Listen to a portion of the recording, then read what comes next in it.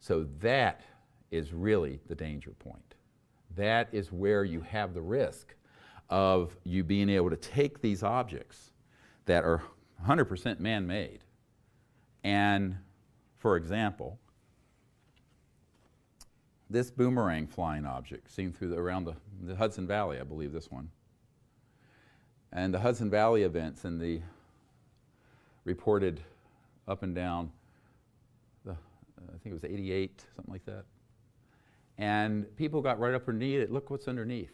Can you see that? Little tubes and structures and grids and what have you. That's not extraterrestrial. That's man-made. Probably out of the Boeing Phantom Works out of Seattle. And they were just seeing what the public would do. So people were stopped on the freeway reporting it. Tens of thousands of people saw these. Silent. A little bit of a humming sound, like a transformer. 100% man-made. 100% fooled everyone looking at it. Thought it was E.T. This is what I'm saying. The false flag's already happened. But they've been beta testing the system with these kinds of events. Another one that was reported are the big flying triangles, 200-300 feet across. Remember these? Belgium, other places. Look underneath. So these have been reported, and they have a grid structure, very manufactured, very man-made. Silent, except for a little bit of a humming sound when you're close. Electromagnetogravitics, floats along. Now, here's another layer of confusion that I didn't get a chance to share this with Mr. Schratt. There are extraterrestrial objects that look like and approximate the man-made ones. Now, you want to get a little more confused. Consider that if there's an extraterrestrial event that happens, they will then put up a man-made one, and they'll hoax a man-made event piggybacking on an extraterrestrial one, just to really confuse the picture. And that's happened many, many times. And there's a plethora of these that are very strange looking. This is another one. You see the structure? It's reported in a case. Now, Mr. Schratt has collected the best eyewitness documents of these at close range from people and then done models and drawings and what have you, and they're excellent. And these are all man-made. Now, to anyone who would casually see this, and then objects that were very similar to what was seen in the Phoenix lights, these sort of objects. You know, a fraction of a mile across. Also, can be, not always are, can be human man-made ones. If I'm confusing you, I apologize. But I think the nuance of this can't be lost anymore. We can't be simplistic and, frankly, stupid. And that's why when you have these wonderful, renditions that he's done. Here's another one I showed earlier. And this one. And this is a wonderful. You can zoom in on this one because someone got up close enough to this to see the structure under this anti-gravity system. Man-made also. So there's an entire history of aerospace research and development that's now 62 years on, using technologies that are having to do with mass cancellation, anti-gravity. And those have been deployed purposely so that it'll get into the media and thousands of people will see it, and it will either hide an extraterrestrial event and overwhelm it, or it will simply be a way of them testing the system to see what will the people say, what will the media say, how are they going to react, and then they can refine their algorithm, their protocol for how to do the hoax down the road. This is how they refine the false flag over a 60-year period. Now, one of the people who you all have heard of, I'm sure, who was the Lockheed Skunk Works head for years until he passed away, is Ben Rich. And, you know, I have people who are at meetings with him where he confirmed that we had things that could, quote, take ET home. And he also acknowledged that every point in space and time is connected to every other one through consciousness, and that telepathy, as it's commonly called, is real, etc. But Ben Rich may not have had all full access up to that level. And in some letters that we have, courtesy of Mr. Schratt, and these are, I just laid eyes on these today. I have a letter, Lockheed Advanced Aeronautics, to a gentleman, Mr. John Andrews. He says, and the first letter that was written to him was, do you think that the UFOs are real, and et cetera, and so on. And he says, in response to your letter, I am a believer. So is Kelly Johnson, who of course was a U-2 spy plane. With regards to another gentleman's comment, I do not believe any Lockheed person could or would have made that commitment. Rest easy. Anyway, and it's signed Ben Rich, July 8, 1986. And so in this, the letter, he asked for a clarification. And he says, did you mean UFOs as in man-made or extraterrestrial? And Ben Rich, the head of the very famous Lockheed Skunk Works, says, Dear John, this is the July 21st, 1986. Yes, I'm a believer in both categories. I feel everything is possible. Many of our man-made UFOs are unfunded opportunities. He underlined UFO, and unfunded opportunities. In both categories, there are lots of kooks and charlatans, so be careful. Best regards, Ben Rich. Here it is. Explosive. Dispositive.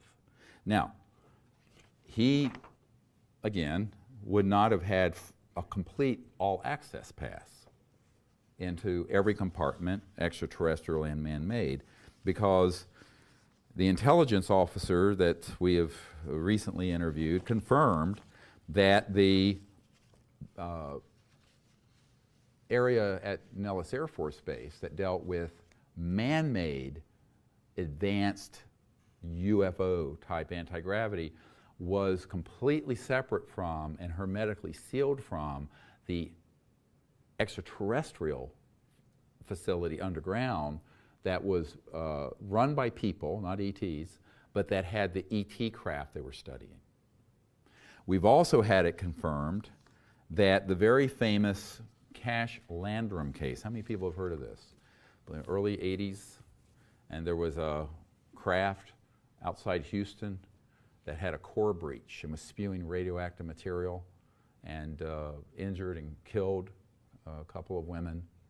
And looked like a saucer, and it was flying, and they had to call in helicopters to assist, and it made a crash landing in a remote area.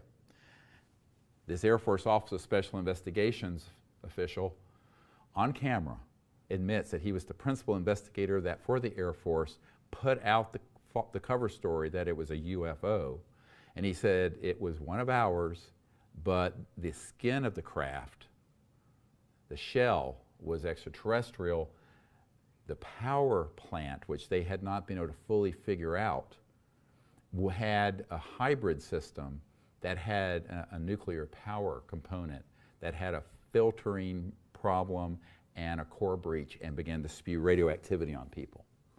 And this is on camera. This is a lieutenant colonel, name, rank, serial number. I'm telling you, this is going to be explosive, this movie, Unacknowledged. So what you need to understand is that the intelligence community is thrilled if the UFO community says, it was a UFO, it was all alien. When in reality, it's not that simple. It's both. Some of it's ET, some of it's man-made. Some of it's both. And the Cash Landrum crash case was both. So this understanding is key. Otherwise, everyone's going to assume anything that we don't understand that zips around is extraterrestrial. Moreover, anything that would come over and do an Independence Day attack, boom, is extraterrestrial, when it isn't. It is not. It is absolutely not. It's all a lie. It's the biggest hoax in human history, and you've got to wake up to this. So, and I think that one of the problems that we have is, and I remember in 1994, that time period was a devastating time for me. I was going to quit all this. It's too difficult. A man came to me and says, yes, you've discovered the truth. But guess what? No one's going to believe you.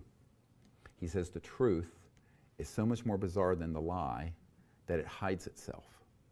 And he says for that reason, you will be discredited even though you're speaking the truth. He says, so just be prepared that if you talk about this, you will be discredited. And I said, I understand that, but do you not warn the public of something like this? If we had known that we had hoaxed the Gulf of Tonkin, and could we have avoided Vietnam? If we had known about 9/11 in advance, or the hoaxing of the weapons of mass destruction materials about Iraq, could we have avoided that disaster? This is my dilemma. So, you know, if I speak the truth, I'm discredited and hated. If I don't speak the truth, I carry a heavy, heavy burden. So, you know, I'd rather speak the truth even if people hate it. Now, here's another object that's been seen. Very unusual, very detailed, excellent rendition that Mr. Schrad has done. Man-made, very advanced. I suspect would deceive almost everyone who saw it. And this is the Hudson Valley boomerang shape, probably out of the Boeing Phantom Works. And tens of thousands of people saw this, by the way. The ones who were close enough to it could see actually the structure and the girds and the struts and the infrastructure of the craft. Well, interstellar vehicles don't have that. So here's a little tip. The ET objects are seamless, have no parts like that, and have a completely different quality to them because they are interstellar and transdimensional. Because they go beyond the speed of light and they are manufactured in a way that is completely different. So listen very carefully because I'm going to blow your minds, if I haven't already. And I know this is a lot of information in an hour.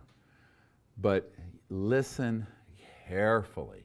Your life will depend on it. And those folks in Washington and Moscow listening, listen very carefully. Interstellar vehicles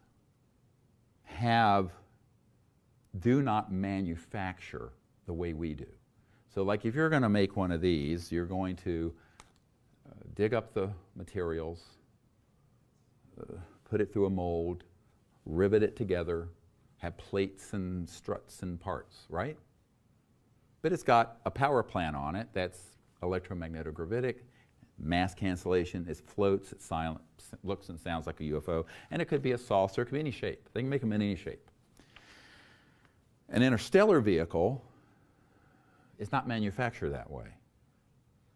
So I don't want to lose everyone with a lot of jargon here, but if you can for a moment, you've heard of 3D printing? Imagine if you did 3D printing, but from another dimension. Think about that for just a minute. So that you, if you had mastered 0-point energy, the base energy field that all matter and energy is fluxing from, all subatomic particles, and you had mastered it in such a way that you could create a resonant frequency in the shape of a spacecraft. And it would then go from that fourth, fifth dimensional energy field into 3D as almost an extrusion mold. Does this make sense? And where it would materialize in that perfect form. It wasn't something that was put together by digging up those minerals, melting them, smelting them, and riveting them together. This is why they do not have those kind of moving parts and seams. They are seamless. Very important data point for those of you who will have a close encounter with a man-made object versus a close encounter with an extraterrestrial object. I'm trying to give you a little tutorial here. And I'll take it one step further.